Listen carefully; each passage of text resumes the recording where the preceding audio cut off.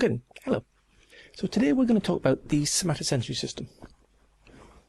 The somatosensory system brings sensory information from the periphery to the brain.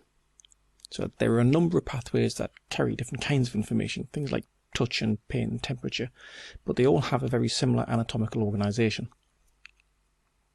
The sensory afferent pathways are made up of both somatic fibres, and those reach the brain via the spinal cord, and fibres that are associated with the sensory cranial nerves and the brainstem nuclei. Now in this video we're going to consider the somatic rather than the cranial pathways, although the principles that govern their organisation are actually applicable to both. The somatosensory pathways usually consist of three neurons. The first order neurons are found in the periphery, and they carry the primary stimulus from the sensory receptors to the spinal cord via the dorsal root.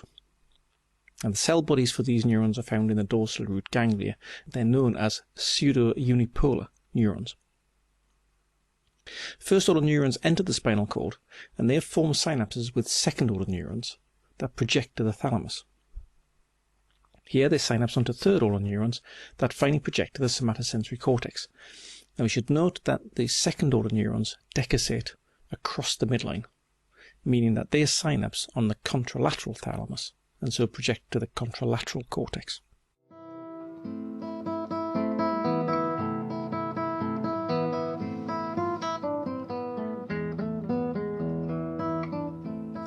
Now, while general organisation of the pathways is similar in all of these somatosensory pathways, the details of which neurons rise through the spinal cord and where the decussation occurs is different in different pathways. In the dorsal column pathway, the first order neurons ascend to the spinal cord on the ipsilateral side and synapse with second order neurons in the brainstem. The decussation occurs in the medulla oblongata. In contrast, first order neurons in the anterolateral tract synapse with the second order neurons and then decussate in the spinal cord.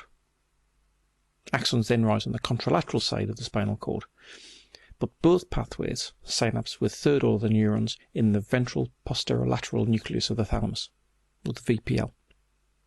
These neurons are the ones that then project to the primary somatosensory cortex via the somatosensory radiation.